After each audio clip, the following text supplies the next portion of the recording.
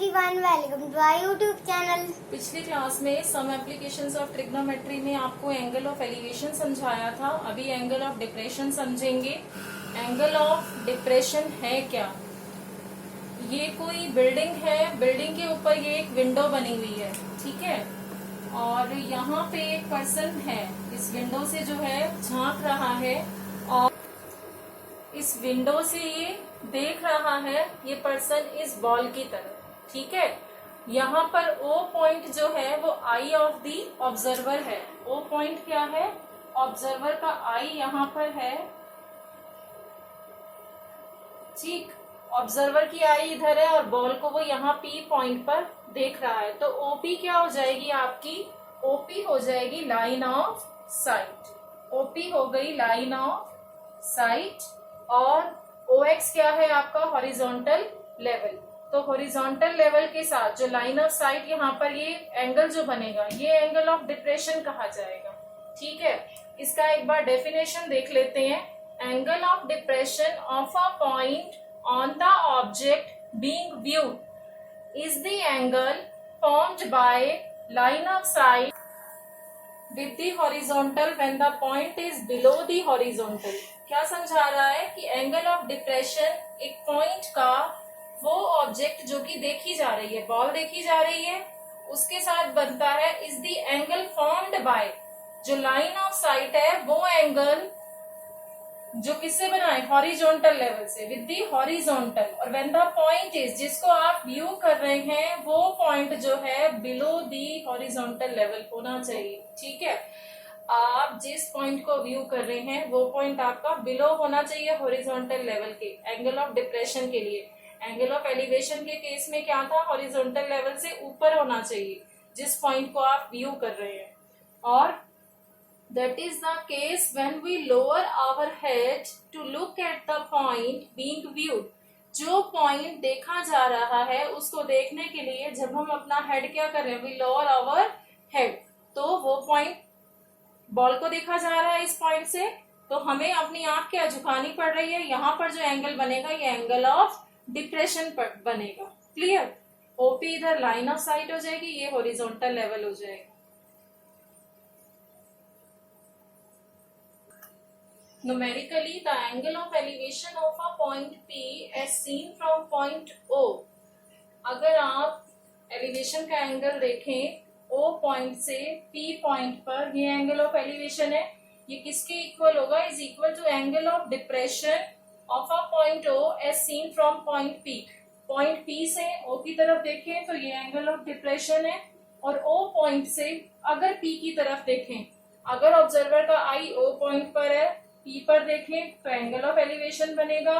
और अगर ऑब्जर्वर का आई P पॉइंट पर है और वो O पॉइंट को व्यू कर रहा है तो ये एंगल ऑफ डिप्रेशन बनेगा। और न्यूमेरिकली देखा जाए तो ये PB और OA क्या है? पैरेलल है। पैरेलल है तो ये क्या बन रहे हैं? ऑल्टरनेट एंगल Z बन रहा है। सीधा Z बने या उल्टा Z बने, ये क्या होते हैं? Alternate angles. तो ये ऑल्टरनेट एंगल है। एंगल ऑफ एलिवेशन और एंगल ऑफ डिप्रेशन क्या होंगे? इक्वल। इस पर कुछ क्वेश्चंस कर लेते हैं।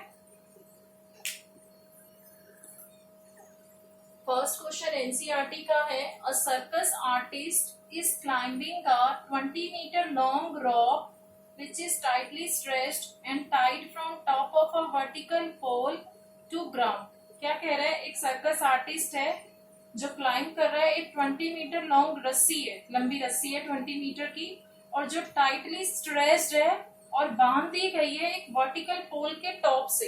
एक वर्टिकल पोल है, उसके टॉप से ये रस्सी बांधी हुई है, और उस रस्सी पर 20 मीटर लॉन्ग वो रोप है, ठीक है। रस्सी इस तरीके से होगी, इस पर वो जो है पर्सन क्या कर रहा है? क्लाइंब कर रहा है, एक सर्कस आर्टिस्ट। आपको ये वर्टिकल पोल दिया हुआ है, हाइट ऑफ पोल बताना है, ये पोल का हाइट बताना है। अगर एंगल मेड बाय रोप, इस रस्सी से जो एंगल बन रहा है with ground level, ground level क्या हो जाएगा? ये इस ग्राउंड लेवल से ये जो रस्सी है वो कितने डिग्री का एंगल बना रही है? अगर 30 डिग्री का एंगल बना रही है। वर्टिकल पोल है, पोल हम सीधा बनाएंगे पोल, तो ये क्या हो जाएगा? 90 डिग्री। राइट एंगल ट्रायंगल हो जाएगा ये। और ए बी क्या है, हमने लेट कर लिया, A B is equal to H metre, ये क्या हो गई, हाइट ऑफ पोल। क्लियर।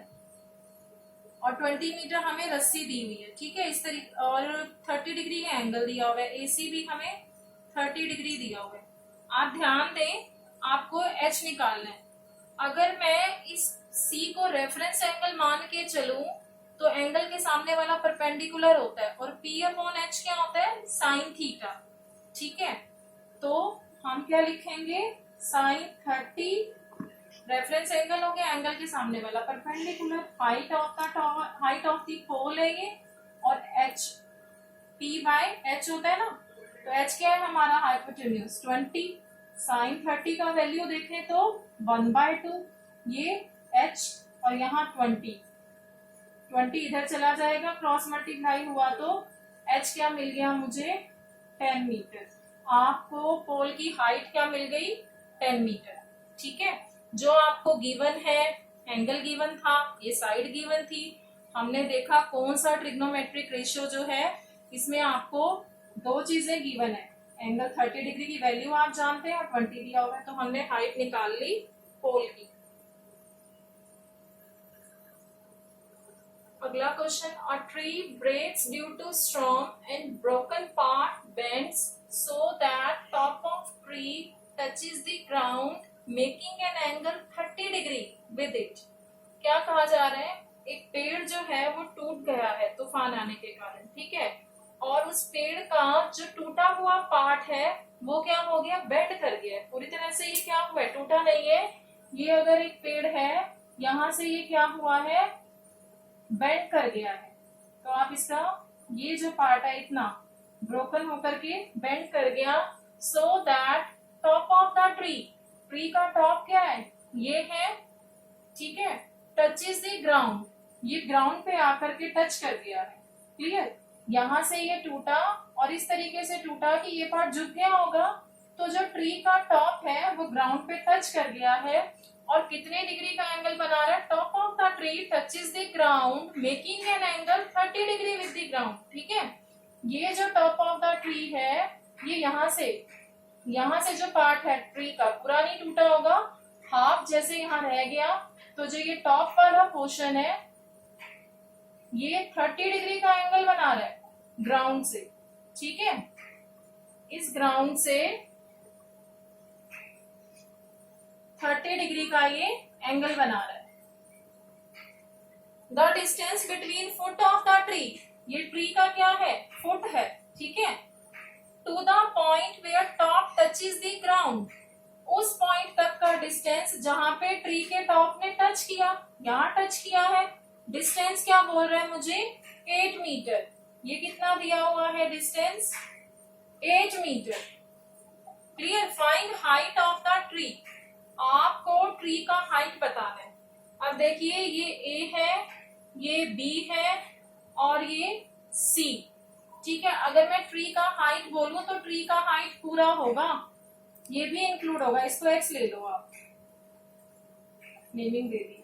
ठीक है, ट्री का जो हाइट होगा वो A B plus A X होगा। ठीक है, ट्री का हाइट तो पूरा है।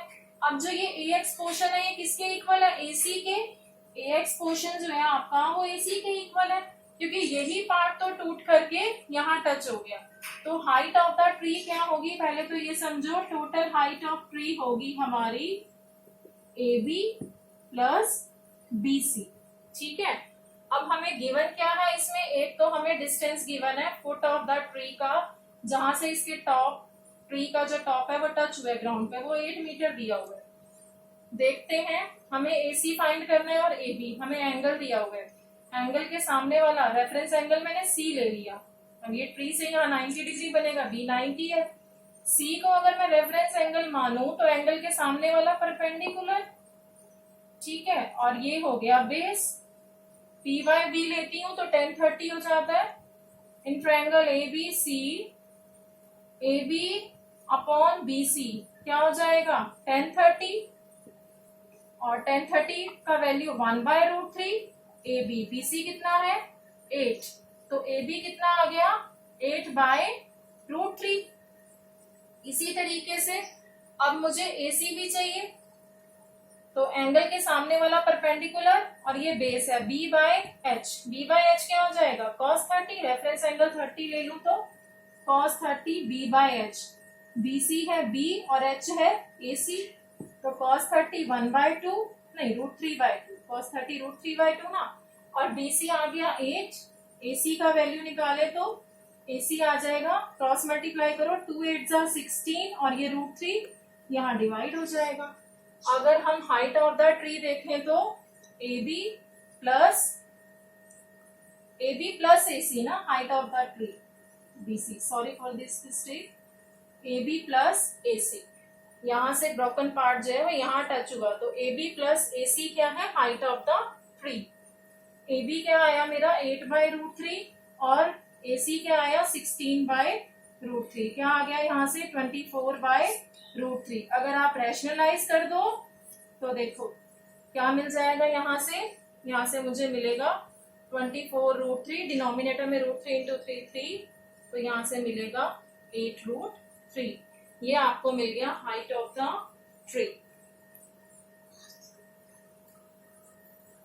अगर आपको हमारे वीडियो अच्छे लगते हो तो please like share and subscribe करना ना भूलें।